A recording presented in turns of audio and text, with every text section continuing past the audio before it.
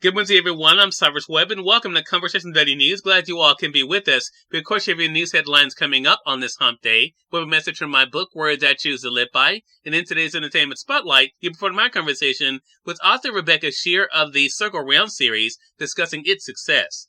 Enjoy today's broadcast. For Conversation Daily News, I'm Cyrus Webb with their Wednesday headlines. In international news, an Associated Press source says Russian missiles crossed into Poland during strike.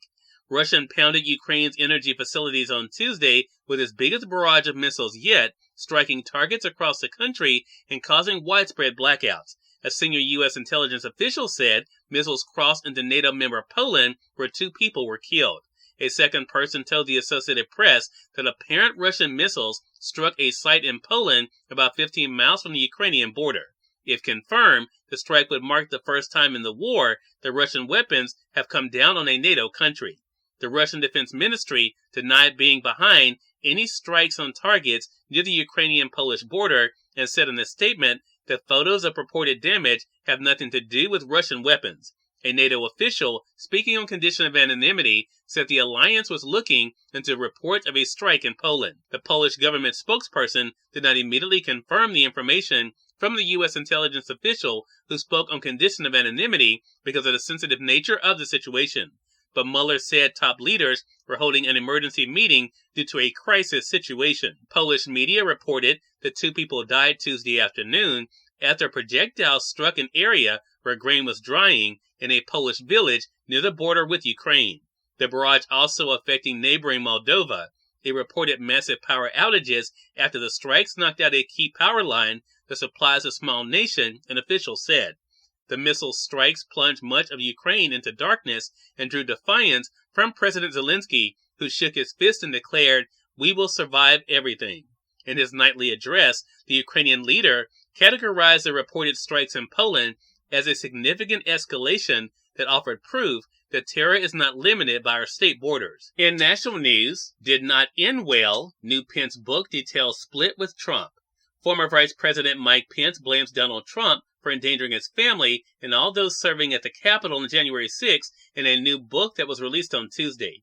In So Help Me God, Pence recounts for the first time in his own words the Republican former president's extraordinary effort to push him to overturn the result of the 2020 election and shares his account of the day thousands of rioters stormed the Capitol with some chanting, "Hang Mike Pence." They had come to protest the result of the election and to prevent Congress from fulfilling its responsibility to open and count electoral college votes, Pence writes in his book. And I later learned many had come looking for me. The book, which traces Pence's life and politics from serving as youth coordinator for a local Democratic Party to watching then Vice President Al Gore certify his election loss days after Pence had been sworn in as a member of Congress, largely defends Trump, glossing over and whitewashing many of his most contentious episodes. I had always been loyal to President Donald Trump, the book begins.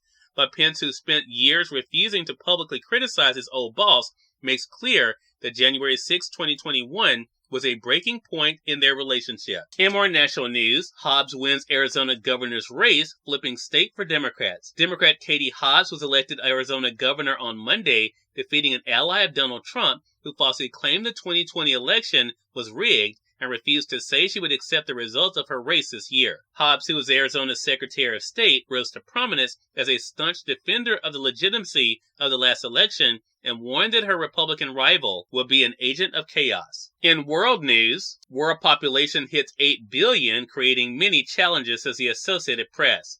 The world's population hit an estimated 8 billion people this week, according to the United Nations projection, with much of the growth coming from developing nations in Africa.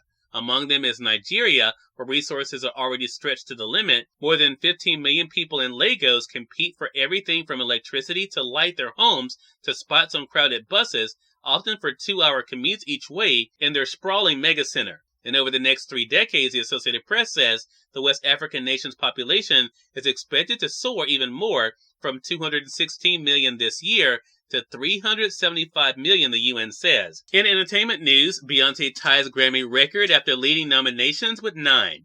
Beyoncé has propelled herself into the highest Grammy echelon. The star singer claimed a leading 9 nominations on Tuesday, making her tied with her husband Jay-Z as the most nominated music act in the history of the award show. And finally, in business news, stocks rise on cooling inflation data after up and down day. Stocks rose on Wall Street Tuesday following more signs the nation's punishing high inflation may be falling off faster than expected. The S&P 500 climbed 0.9%, or 34 points, to close at 3,992. Cyrus Webb, Conversations Daily News. It's now time for a message from my book, Words I Choose to Live By. Enjoy. Good Wednesday, everyone. I'm Cyrus Webb, and welcome to Words I Choose to Live By. Nothing good can be accomplished by being defined by what others say. You were created to be an original. That is all you need to know in order to succeed. Have an amazing hump day. We are part of my conversation coming up with author Rebecca Sheir in today's Entertainment Spotlight. Stay with us. You're listening to Conversation Daily News. For Conversation Daily News, I'm Cyrus Webb with the Entertainment Spotlight. Author Rebecca Sheir of the Circle Round series joined me on Conversations Live, the radio show, to talk about the series' success. Here's a bit of our conversation. Rebecca, thank you so much again for the time. Really appreciate it. Oh, thanks so much for having me. It's a thrill to be here. So as I mentioned, this is the third book in the Circle Round series. What has it been like for you, Rebecca, to see the way that readers of all ages have really gravitated to these books? Well, when I was in kindergarten, I dreamed of being an author-illustrator, of writing and illustrating my own books. And all these years later, I have one half of it coming true, and it is absolutely dreamy. But never did I think that I'd have readers all across the world. The podcast is heard in over 160 countries.